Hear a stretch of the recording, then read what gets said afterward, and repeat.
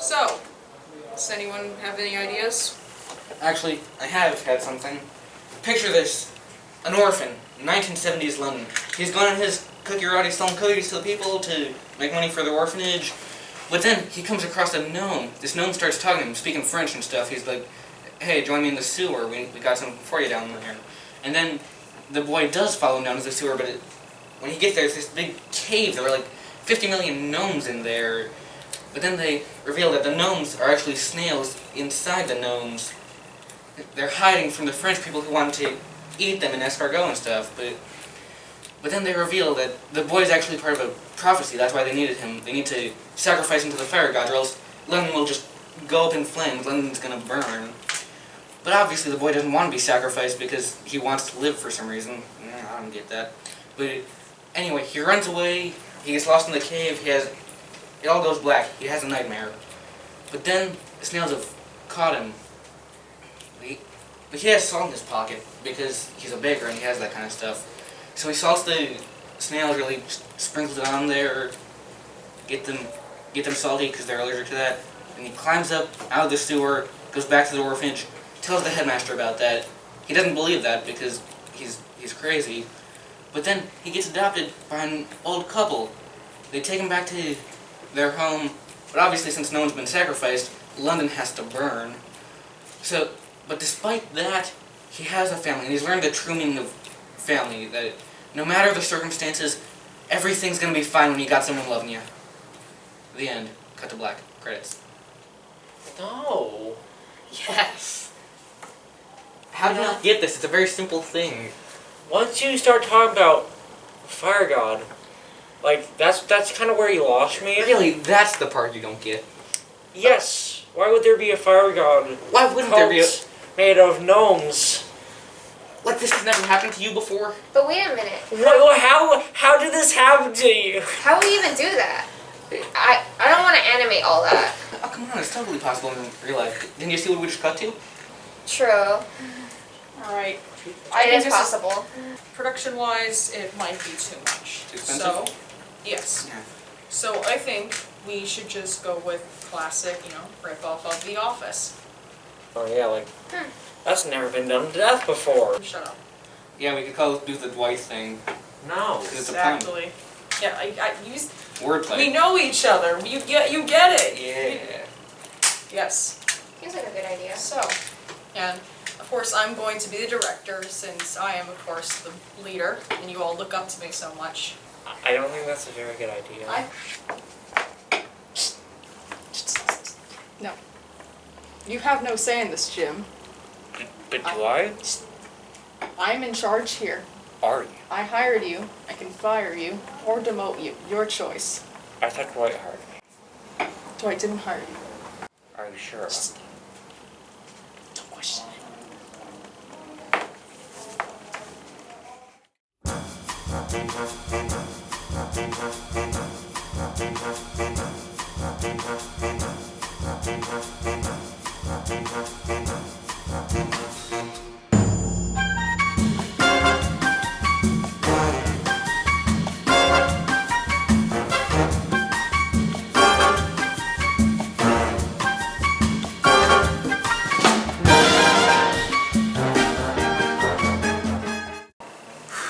Once again, Jim has failed to understand my genius.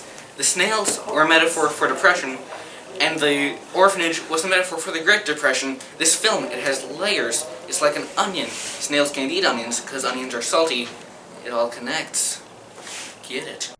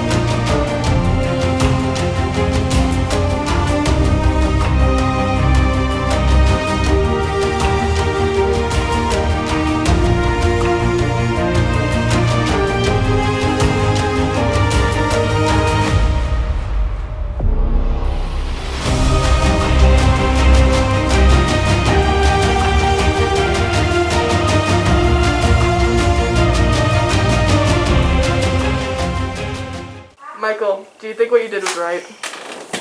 You think it was right? Of course I thought it was right. I mean, she broke my camera. It was my camera. I spent money on it, and Jan took all of it. So this is what I have left that I wanted to have a fun morale boost for the office, and she decided to ruin it all. So it's just. Well, I think you should apologize. I think you should shut your mouth. I think you should go back to where you came from and get a new career as a psychiatrist, because you clearly seem to be more interested in doing that. I mean, I'm right here. I'm the right one. I think.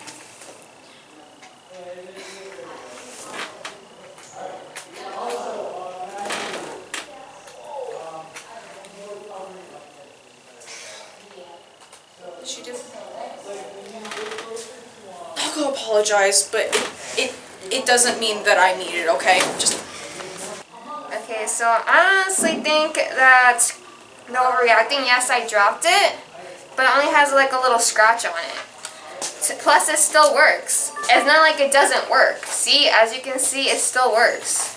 So I think they're overreacting and just being huge big babies about it. I was eating some chips. They're like Frito-Lays, I think. I think you could call them. They were Cheetos. I was eating Cheetos, like the Cheeto Puffs, you know, the big ones, not the small little crunchy ones, but the ones that are shaped like bananas, kind of. Anyways, I put like a tub of lard and mayonnaise, like a tub of lard and a tub of mayonnaise in the Dwight's desk, and I put a Kwanzaa card in between the layers.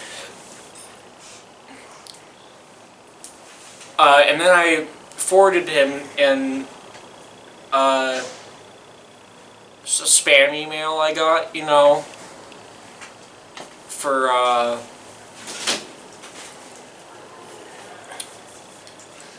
something I don't even remember. Alright, what were we doing again? Oh, right, the thing with the Pam and the camera. Okay, from what I heard, Michael said that Pam literally threw the camera on the ground as hard as she could, got out a sledgehammer, started stomping on the thing. Dwight said the same thing, but he's kind of a teacher's pet and a suck-up, so I'm not gonna. Pam said something different. What I think is Pam just dropped it and Michael's being kind of overreacting. From the looks of the camera person, that is the case. See, it's not broken. See?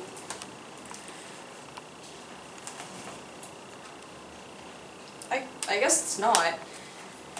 Look, Pam, I'm really sorry. You know, money's been tight lately, and I with Jan, you know, I told you and the girls about that at one point. I'm just really sorry. I shouldn't have lashed out at you like that. And It's okay, I understand. thank you. Don't worry. Thank you, Pam.